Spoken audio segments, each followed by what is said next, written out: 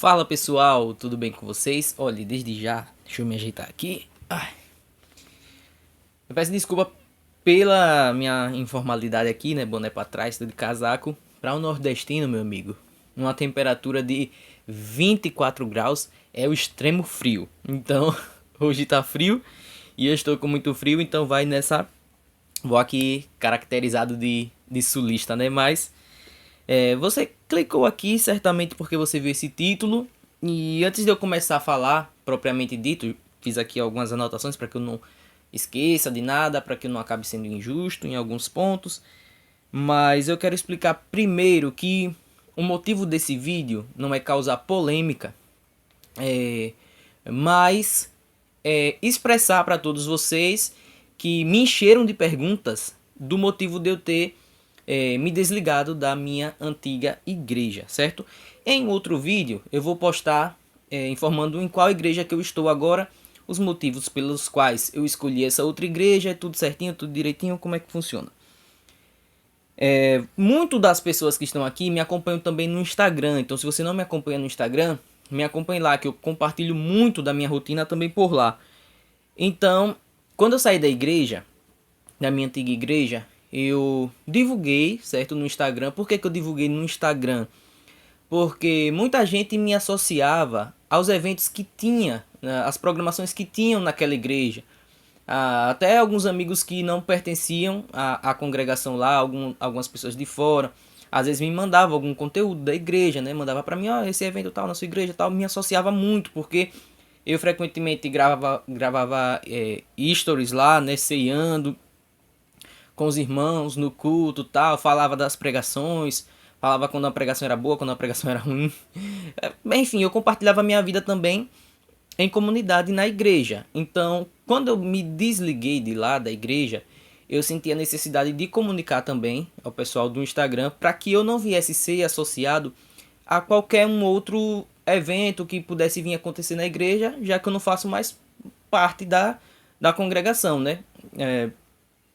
Mas eu primeiro quero falar, antes de dizer os motivos pelos quais eu saí, propriamente dito, eu quero falar dos motivos que me levaram a congregar lá.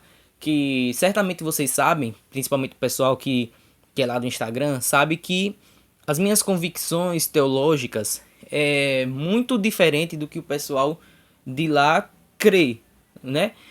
Mas eu passei a congregar lá, cara, me falha a memória de quanto tempo tem que eu congrego lá.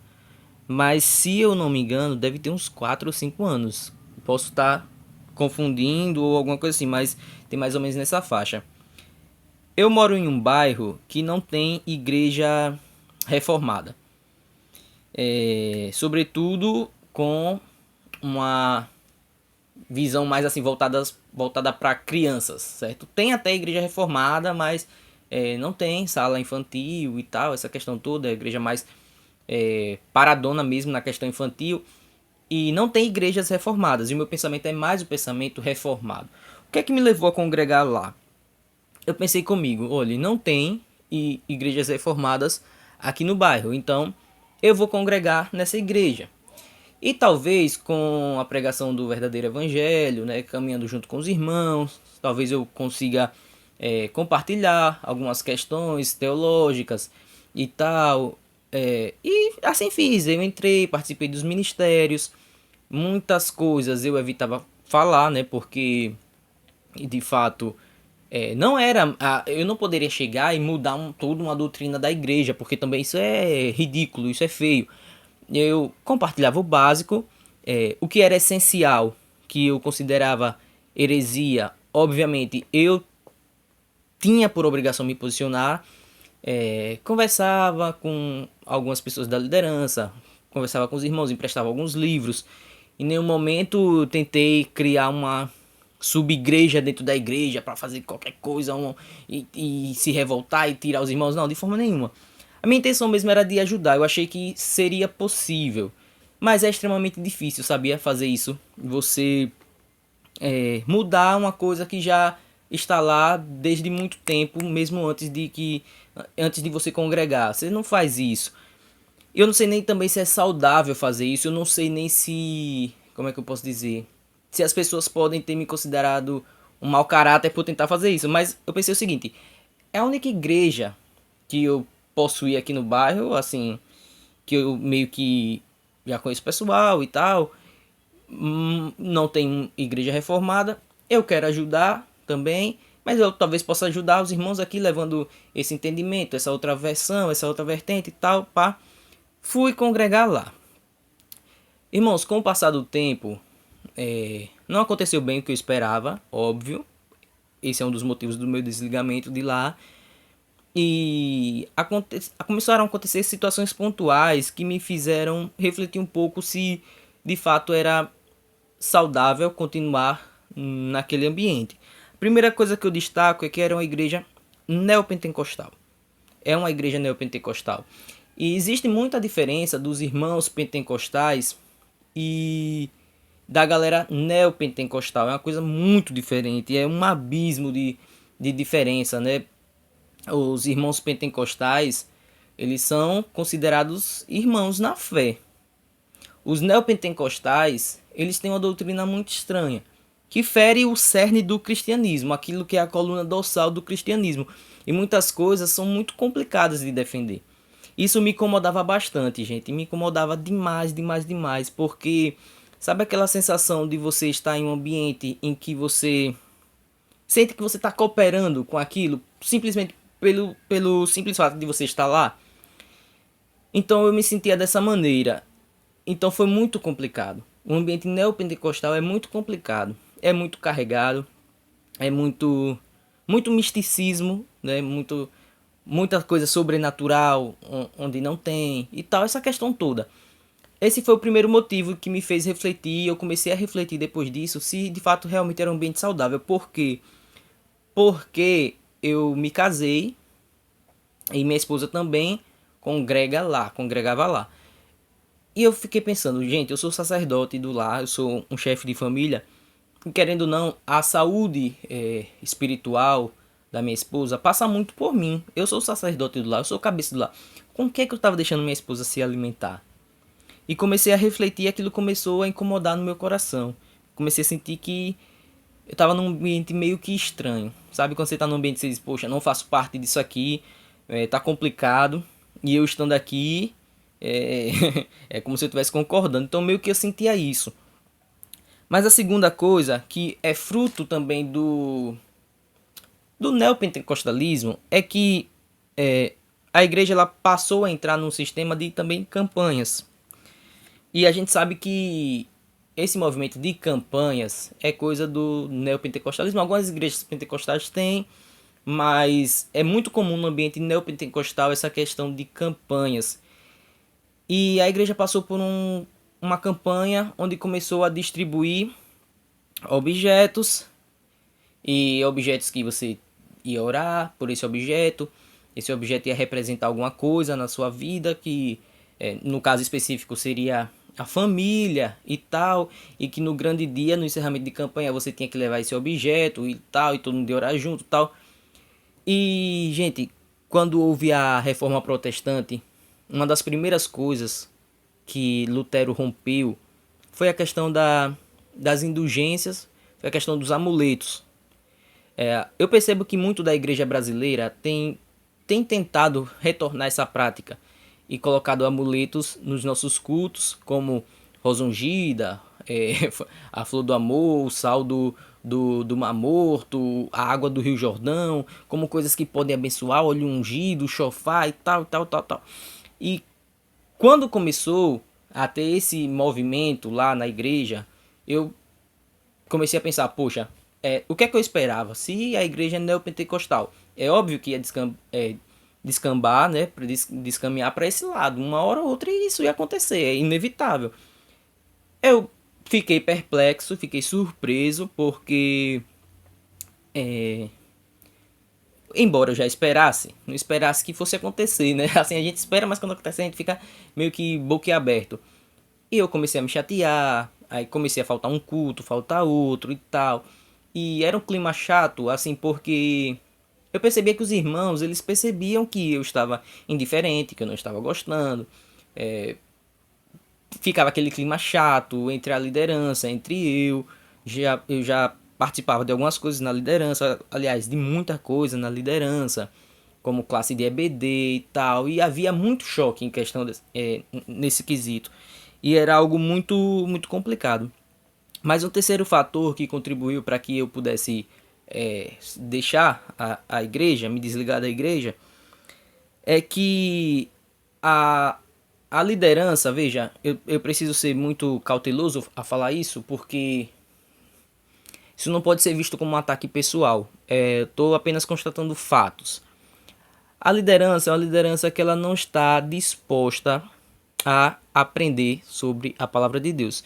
É, as, a liderança que compunha o ministério, eles meio que tinham uma visão de autodidata. O que é conhecer mais de Deus? É eu sentar no meu quarto, pegar minha Bíblia e ler, pá, pá, pá, pá. Mas não tem uma vontade de estudar mais a fundo, a vontade de conhecer mais da palavra de Deus, quiçá fazer um curso de teologia. Nem a liderança principal tem curso de teologia, a liderança principal não tem estudo teológico. Então, era uma sopa muito rala para os irmãos que, por sempre se alimentarem assim, talvez não percebam, talvez estejam acostumados. Muitos deles relatam que o culto foi uma bênção, né? Teve muito chororô, como é de praxe nesses ambientes, muito pula-pula e tal, essas coisas. Então, para os irmãos ali, beleza. É aquela história do africano, né? O africano que só come arroz, quando ele come só arroz e feijão, para ele fez um banquete. Então era isso, e isso me incomodava, porque eu sempre fui uma pessoa que eu sempre me interessei, sempre gostei de estudar, sempre achei coisas na Bíblia muito curiosa, ia atrás, questionava a própria Bíblia, tentava buscar uma explicação, e de repente eu era frustrado de certa forma quando chegava num ambiente desse, de escola bíblica, de culto, porque era algo muito superficial. E junto com isso, isso impactava, né, em tudo, inclusive nos sermões. Porque o sermão ideal para uma igreja saudável, você pode pregar tudo, temático, tal, tal, tal. Mas é um sermão cristocêntrico. E eu percebo que o sermão, ele começava aqui, ele ia para lá, ele vinha para cá, descia para lá, e no fim das contas era um emaranhado que, se a pessoa for honesto, vai dizer que não, cara, não entendi nada do que foi dito hoje. Por quê? Porque não há um empenho, um incentivo de estudar a palavra de Deus.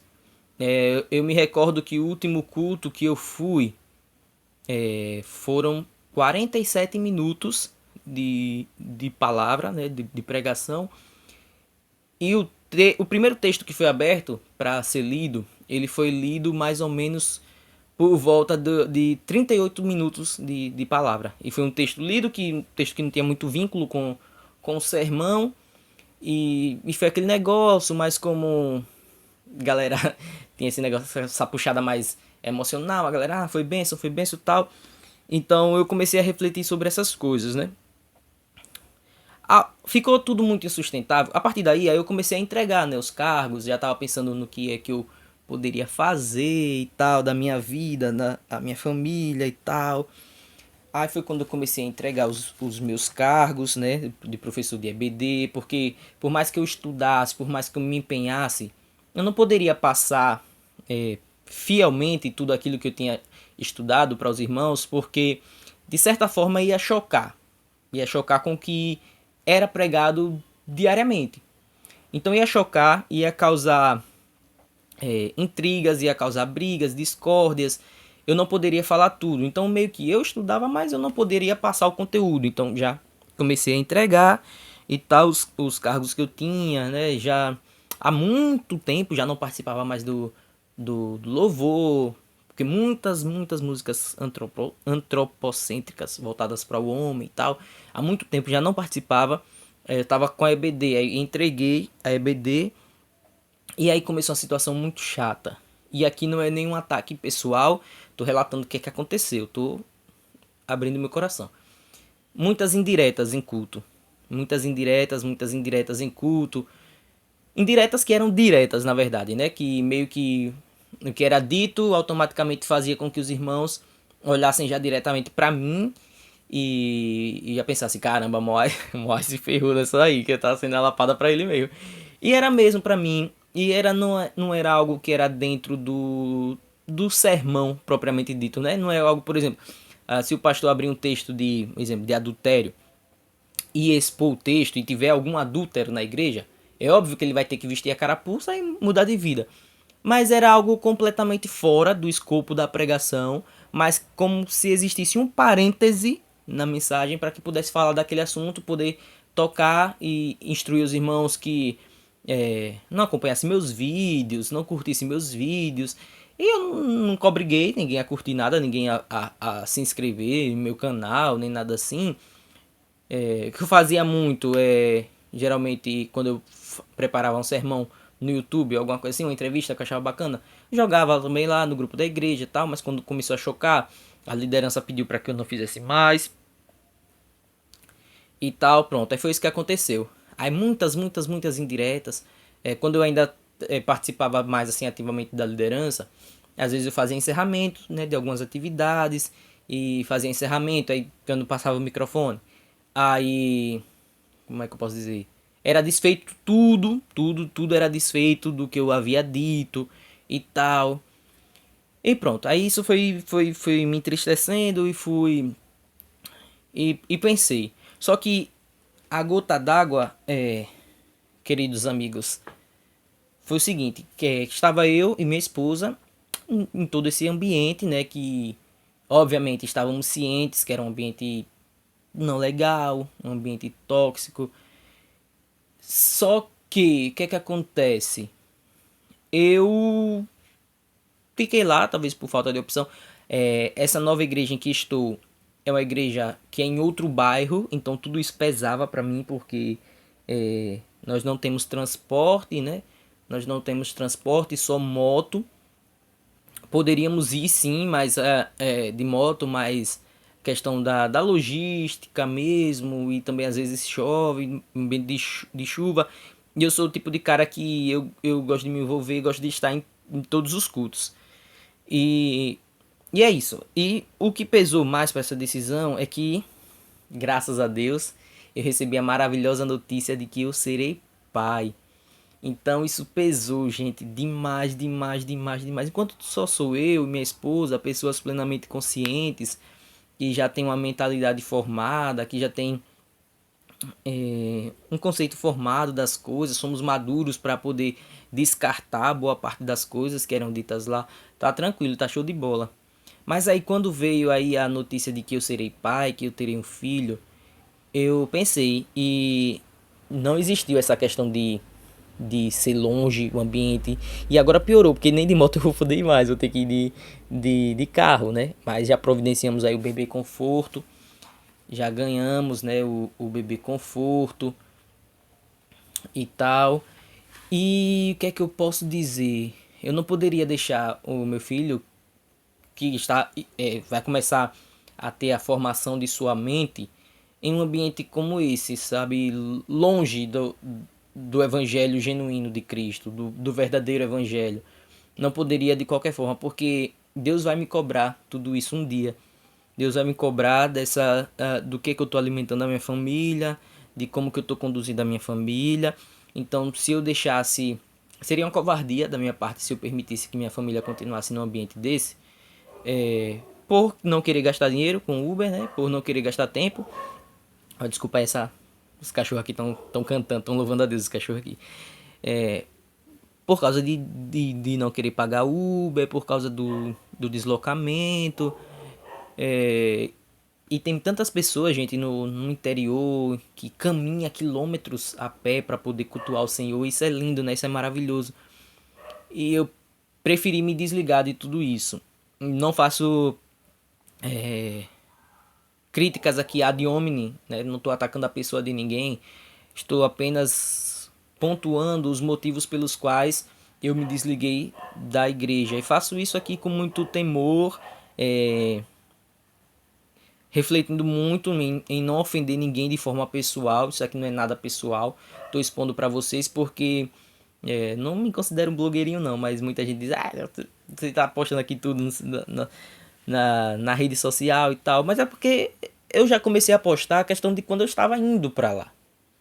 Então não faz muito sentido do nada eu começar a postar, porque minha ideia é postar também quando eu tiver com as minhas amizades também, no novo ambiente, que ainda não tenho e tal, quando eu for sair pra comer uma pizza com novas pessoas e pra não ficar tipo assim, pô, não entendi nada do que aconteceu.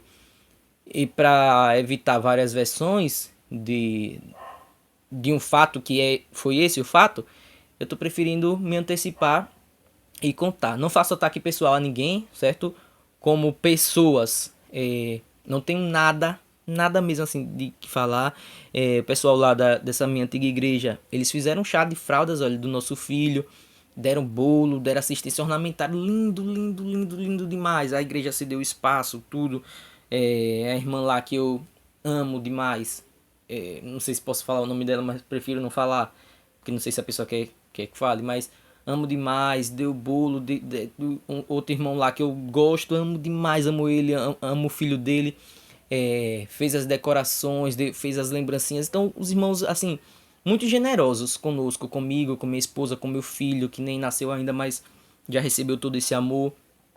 Então a ideia aqui não é atacar pessoalmente ninguém, mas é explicar que, poxa, os irmãos foram muito generosos, mas existe uma coisa que está acima de tudo isso, sabe? Existe uma coisa que está acima de qualquer agrado, né? De qualquer gentileza, de qualquer generosidade dos irmãos, que é a palavra de Deus, irmãos. E isso daí eu não tenho como negociar, eu não tenho como, como deixar de escanteio, deixar de lado.